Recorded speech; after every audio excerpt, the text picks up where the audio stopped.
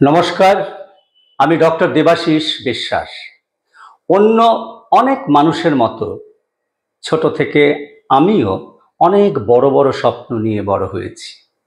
যাই হোক, এমএসসি করেছি, তারপর ডক্টরেট হয়েছি এবং বিষয় বেছে নিয়েছি মশা। কেন জানেন তো? আমার কাছে মনে হয়েছে মশা খুব গুরুত্বপূর্ণ একটি প্রাণী, একটি পতঙ্গ। আপনারা শুনলে ভয় পাবেন। সারা পৃথিবীতে আমরা যদি 10টা ভয়ঙ্কর প্রাণীর লিস্ট করি, সেই লিস্টের 1 নম্বরে মশা।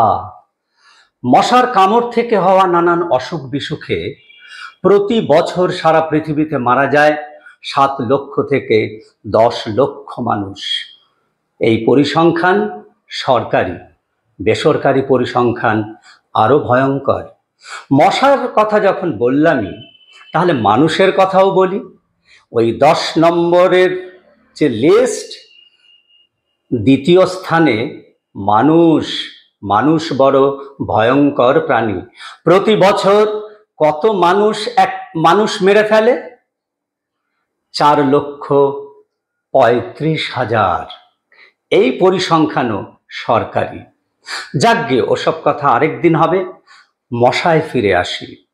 আমার স্বপ্ন ছিল কলকাতার মানুষ, পশ্চিমবঙ্গের মানুষ, ভারতবর্ষের মানুষ, সারা পৃথিবীর মানুষ মশা সম্পর্কে জানবে, তাহলে মশার হাত থেকে নিষ্কৃতি পাবে। কি করে পৌঁছানো যায়? আমার এই সব বার্তা নিয়ে বিশ্বের দরবারে শুরু করলাম লেখালেখি। প্রথম বই মশা। প্রথম বই আমার মশা, লিখলাম। দ্বিতীয় বই মশা বনাম মশা বাবু। অনেকে পড়েছেন, অনেকে পড়েননি, অনেকে জানেন, অনেকে জানেন না।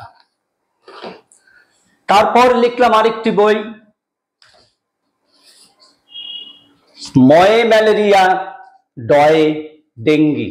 দেশ পাবলিশার বার করেছিল।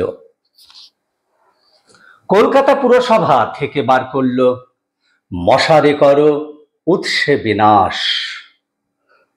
মশারে করো উৎসে বিনাশ। হঠাৎ এক বন্ধু আমায় বলল যে আসানসোল পর্যন্তই তো তোর বাংলা ভাষাভাষী লোক, অনেক হিন্দি ভাষাভাষী লোক আছে, অনেকে ইংরেজি বুঝতে চায়, ইংরেজিতে পড়তে পারে, ইংরেজি বোঝে, তাদের জন্য কিছু লেখ। লিখলাম প্যাংস অফ অ্যান এন্টমোলজিস্ট। তারপর science association of Bengal, west Bengal বার করলো দ্য স্টিং।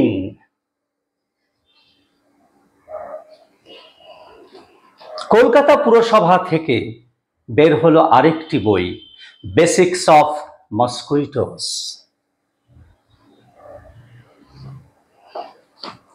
ওয়েস্ট জার্মানির ল্যাম্বার্ট পাবলিশার থেকে বের হলো the public figure behind public health. Political leader যদি সাপোর্ট করে, তাহলে মশা দমনের ক্ষেত্রে অনেক যুগান্তকারী কাজ করা যায়। এটাই ছিল এই বইয়ের মূল বিষয়। 2024 সালে আমার বেরোলো আরেকটি বই, battling the dengue spectre, the KMC story. শুধু বই নয়, বিভিন্ন পত্র পত্রিকায় বিগত 25 বছর ধরে 100-র বেশি গল্প লিখেছি, সবই মশা কেন্দ্রিক। বিশ্বের বিভিন্ন নামকরা জার্নালে 40টি গবেষণাপত্রও প্রকাশ করেছি। কিন্তু স্বপ্ন কি সফল হয়েছে? হয়নি। অনেকে মশা সম্পর্কে এখনো সচেতন নন, মশাকে খুব একটা গুরুত্ব দেন না, আবার অনেকে দেন।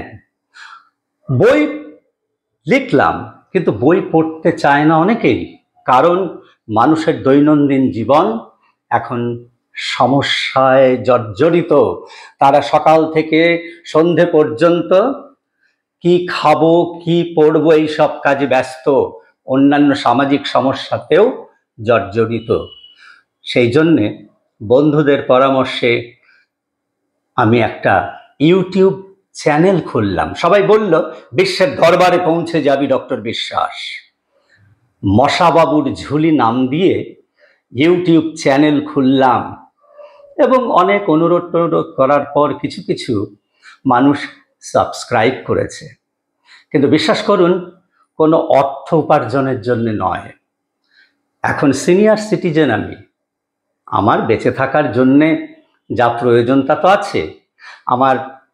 আমি যখন এই পৃথিবী ছেড়ে চলে যাব তার আগে যদি জানতে পারি আমার বিশ্ববাসী, আমার রাজ্যবাসী, আমার কলকাতার প্রিয় নাগরিকরা মশাবাহিত রোগের হাত থেকে আর একজনও মরে না, সেই দিন আমি শান্তিতে মারা যাব। আপনারা সবাই ভালো থাকুন। মশাবাবুর ঝুলি যদি সম্ভব হয় ইউটিউব চ্যানেলে গিয়ে মশাবাবুর ঝুলি লিখলেই দেখতে পাবেন ডক্টর দেবাশিস বিশ্বাসের গল্প। নমস্কার, সবাই ভালো থাকবেন।